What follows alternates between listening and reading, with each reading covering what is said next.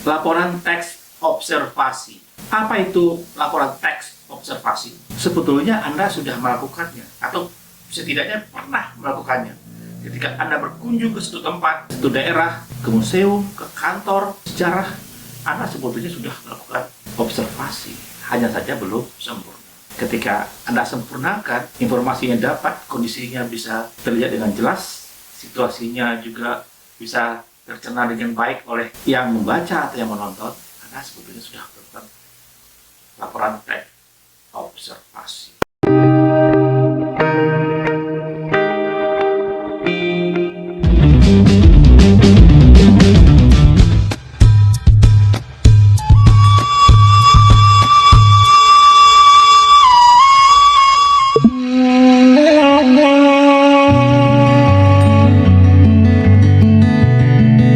Kita sumber bencana itu.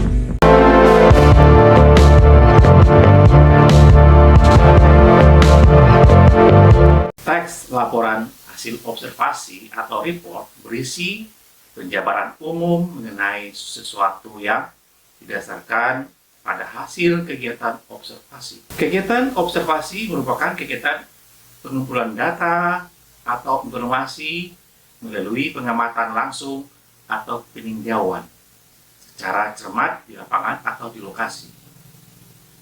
Kegiatan ini dilakukan untuk memperoleh informasi tentang tingkah laku, keadaan, kondisi, atau situasi dari objek yang diteliti. Sekarang mari kita lihat ciri-ciri laporan teks observasi. Yang pertama adalah bersifat objektif, global, dan umum. Dia lebih adil, tidak melihat sisi subjektifnya, apa adanya, menyeluruh, dan tidak menyorot sesuatu yang sifatnya pribadi.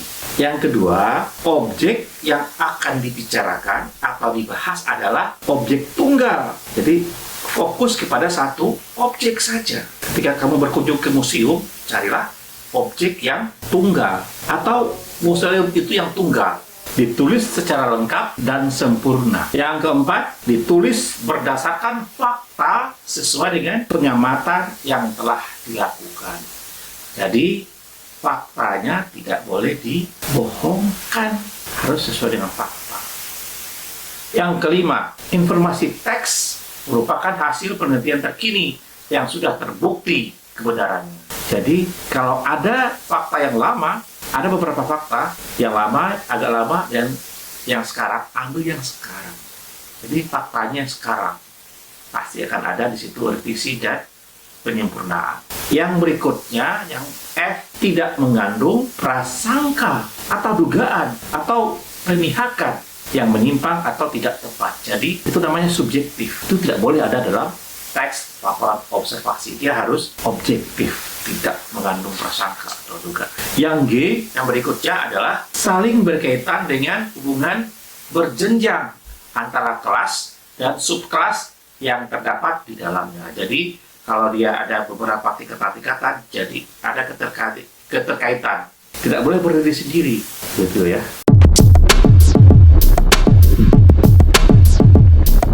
Informasi yang terdapat dalam teks laporan hasil observasi. Apa saja? Ya. Informasi yang terdapat dalam teks laporan observasi merupakan fakta yang ditemui pada objek yang diamati. Fakta adalah peristiwa yang benar-benar terjadi. Fakta menunjukkan kebenaran informasi. Fakta merupakan pernyataan yang tidak terbantahkan kebenarannya. Pernyataan tersebut berupa kalimat yang ditulis berdasarkan kenyataan, peristiwa, atau keadaan yang benar-benar terjadi secara objektif. Objektif berarti dapat ditangkap oleh indera penciuman, mata, pendengaran, dan mengandung kepastian.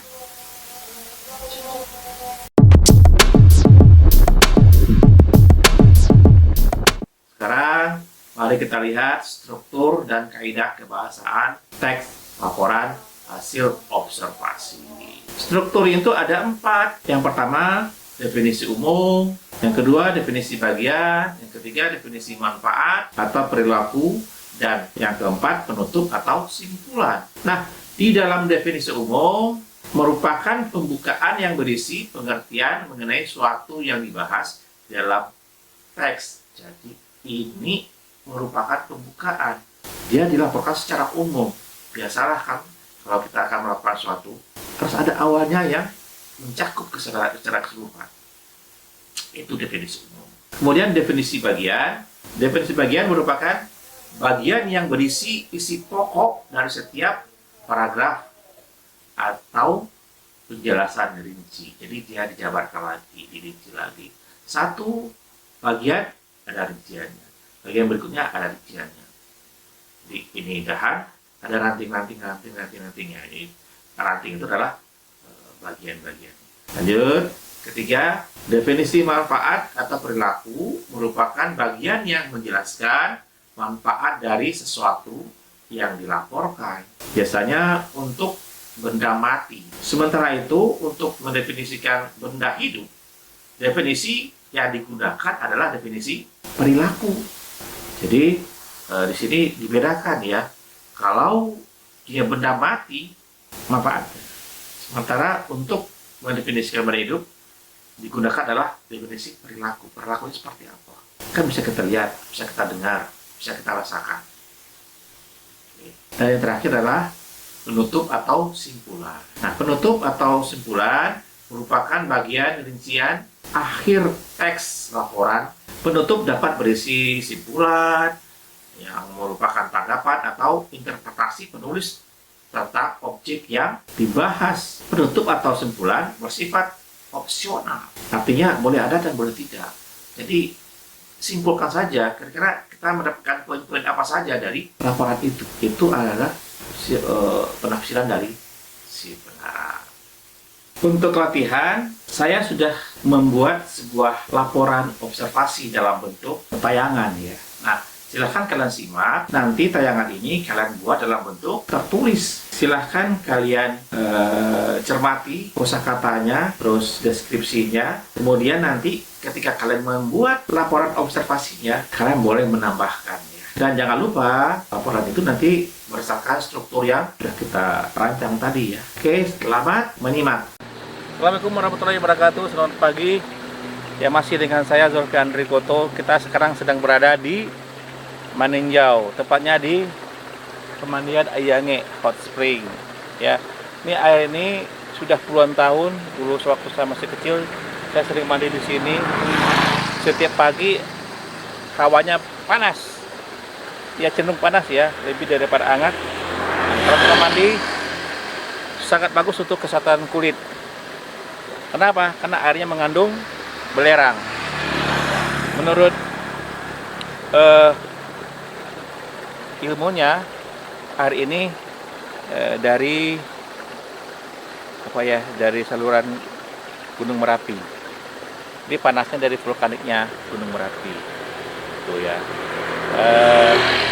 Orang di sini mandi bisa laki-laki bisa perempuan, jamnya ganti. Yuk kita lihat yuk.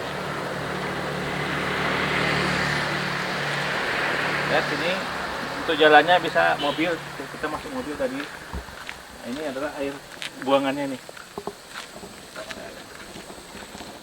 Dulu sini nih ada sebuah cerpen berjudul Robohnya Surau Kami ya. Nah inilah tempatnya robohnya suraunya.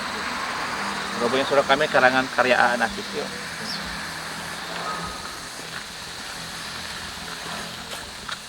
Ini salurannya saya banyak sampahnya. Tuh, ini ada orang. Nah, ini surau juga nih. Tapi yang dimaksud dengan surau roboh yang surau putih ini.